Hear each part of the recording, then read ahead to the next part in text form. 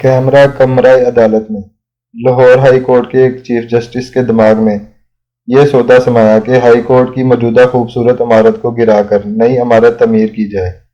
یہ 2007 کی جولائی کا مہینہ تھا اور جج صاحب جسٹس افتخار حسین تھے، جو جہلم کے اس مشہور سیاسی خانوادے سے تعلق رکھتے تھے جن سے سابق گورنر پنجاب الطاف حسین اور موجودہ وزیر اطلاعات چودھری فواد حسین کا تعلق ہے۔ انہوں نے رجسٹرار ہائی کورٹ سے اپنی عدالت عالیہ میں ایک درخواست جمع کروائی جس میں یہ استدعا کی گئی تھی کہ ہائی کورٹ کی موجودہ عمارت کو گرا کر نئی عمارت تعمیر کی جائے۔ چیف جسٹس صاحب نے اس درخواست پر کھلی عدالت میں سماعت کرنے کی بجائے اپنے چیمبر میں یہ فیصلہ لکھا کہ چونکہ ہائی کورٹ کی موجودہ عمارت ججوں کے لیے دفاتر فراہم کرنے کے لیے بنائی گئی تھی اور اب یہ ناکافی ہو گئی ہے، اس لیے اسے گرا کر نئی عمارت تعمیر کی جائے۔ مشرف دور میں مجھے زبردستی بلوچستان سے نکال کر پنجاب بھیجا گیا تھا اور ایک کھڈے لائن محکمے آثار قدیمہ کا ڈائریکٹر جنرل لگا دیا گیا تھا جس کا دفتر ہائی کورٹ کے پڑوس میں واقع اوقاف بلڈنگ میں تھا، جس میں 80% سے زیادہ کمروں میں وکلا کے دفاتر تھے۔ فیصلہ بہت خاموشی سے ہوا تھا، لیکن اس کی خبر مجھے میرے پڑوسی الیاس کومل ایڈوکیٹ صاحب نے فوراً دے دی۔ مروجہ قانون اسپیشل پریمیسز ایکٹ 1985 کے تحت ہائی کورٹ کی عمارت ایک قومی ورثے کی حیثیت رکھتی تھی اور ڈائریکٹر جنرل آثار قدیمہ اس کے تحفظ کا ذمہ دار تھا۔ اس کی اجازت کے بغیر اس میں ایک کیل بھی نہیں ٹھونکی جا سکتی تھی۔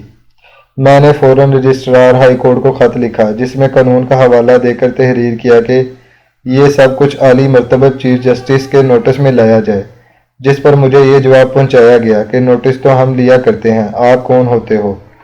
اور اگلے دن سیکرٹری محکمہ تعمیرات اور شاہراہات کو چیمبر میں بلا کر فوراً اپنے آرڈر کی تکمیل کے لیے کہا گیا اور ملبے کی نیلامی کا اشتہار بھی دے دیا گیا۔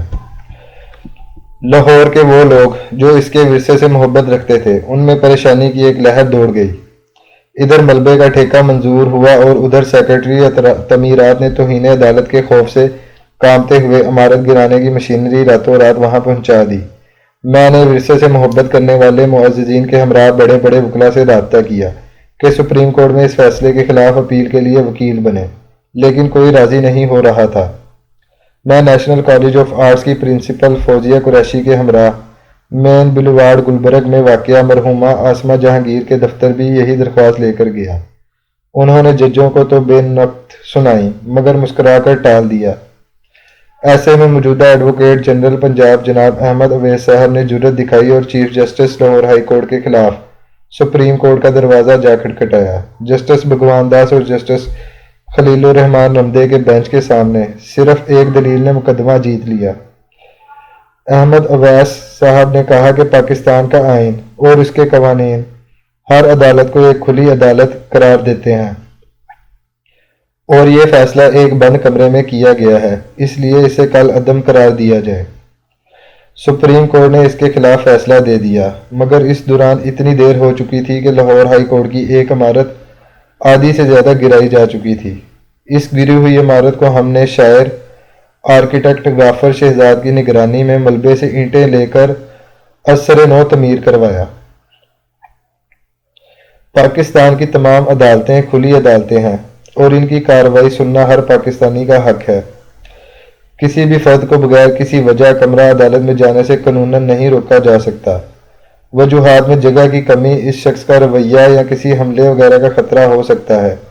اس قانون کے تحت ایک کیمرے کے ذریعے پورے پاکستان بلکہ پوری دنیا کو ایک بہت بڑے کمرہ عدالت میں تبدیل کیا جا سکتا ہے، جس میں ہر پاکستانی جسے قانونی طور پر کارروائی دیکھنے کا حق حاصل ہے، وہ بآسانی اپنے گھر میں بیٹھے عدالتی کارروائی دیکھ سکتا ہے۔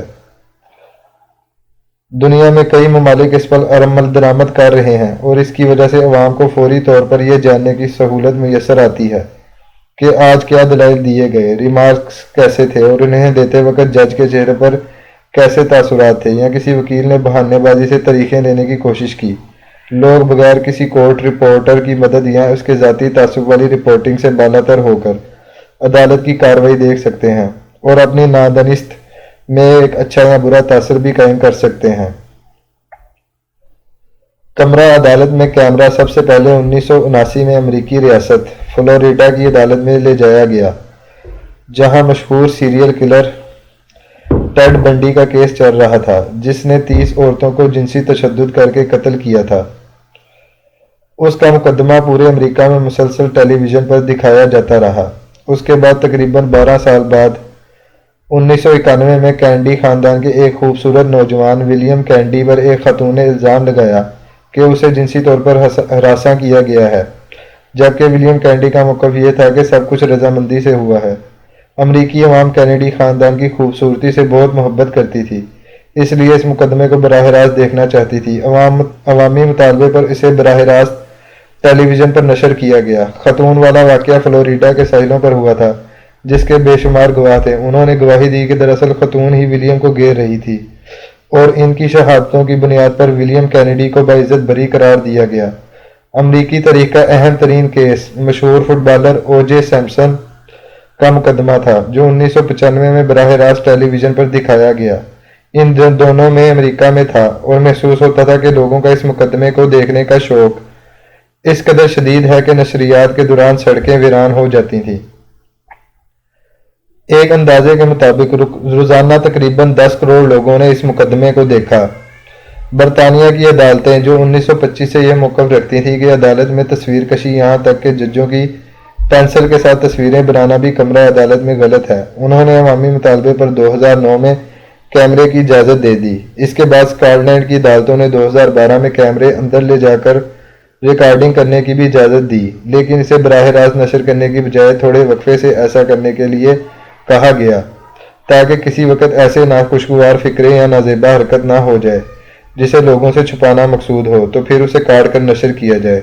इस अमर को टेलीविज़न की ज़ुबान में बराह रास्त जैसा रिकॉर्ड किया गया प्रोग्राम रिकॉर्डेड एज लाइव कहते हैं, जिसमें चंद मिनट का बामकसद वक्फा पर्पसफुल डिले रखा जाता है।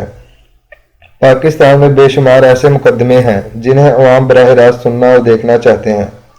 ये मुकदमे अवाम की इज्तिमाई ज़िंदगी से ताल्लुक़ रखते हैं। इनमें सबसे अहम मुकदमे करप्शन के मुकदमे हैं, जिन्होंने पाकिस्तान की बुनियादों को खोखला करके रख दिया है।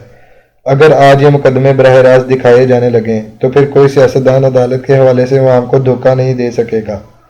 अवाम खुद फैसला कर सकेंगे कि किसके वकील ने मुजरमाना तौर पर तारीखें ली, कौन बोधे किस्म के दलाइल देता रहा और जज के रिमार्क्स किस लबो लहजा के थे। पाकिस्तानी सियासत को सियासतदानों, कोर्ट रिपोर्टरों और तबसरा निगारों की गलत बयानियों से निकालने का वाहिद रास्ता ये है कि बड़े मुकदमात बराह रास्त दिखाए जाएं। फिर देखिए कैसे इनको देखने के लिए सड़कें सुनसान होती हैं और लोगों तक कैसे सच पहुंचता है।